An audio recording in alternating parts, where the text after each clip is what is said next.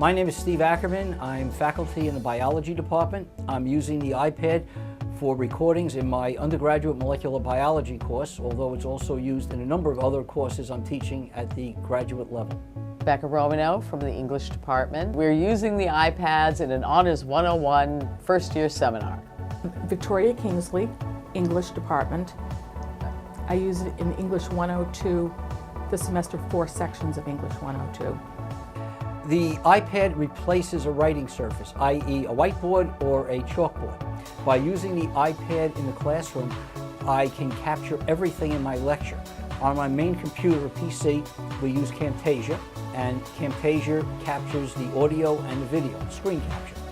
And by using the iPad with the AirSketch program, the PC captures the iPad in a browser, and I can write on the iPad. I can see what I'm writing, which is in contrast to regular tablets where you cannot see what you're writing. And then it's captured so the students can see it as part of the recording. The advantage of the iPad rather than a tablet is that when you're making graphs and you're adding lines or adding segments to what you've written, you can't see it on the tablet and it's difficult to find the starting and ending places. On the iPad with AirSketch, I now have everything right in front of me. The iPad is allowing students to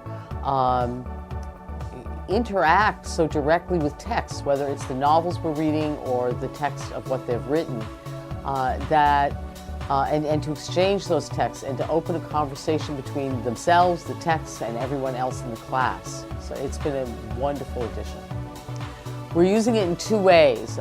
First of all, we're using it for writing, which is very important for peer review, for checking drafts, and for doing actual drafting of work. And at the same time, we are using it to read. And so we're using it with the novels we're reading for both highlighting and discussion, and also for interactive commenting on the text that we're reading.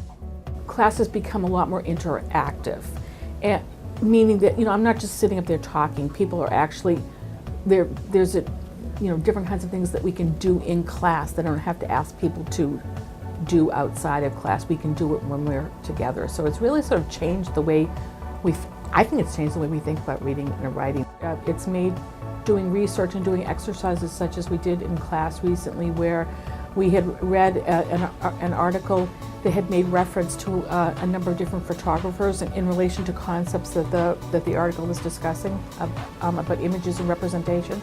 And so in class, we all had the iPads, and so we broke into pairs, and people had a particular photographer. They were supposed to go find out more about find an image, and then share the image with the class in relation to the reading, to be able to use the image as a way of explaining or exploring one of the concepts that was discussed in the article.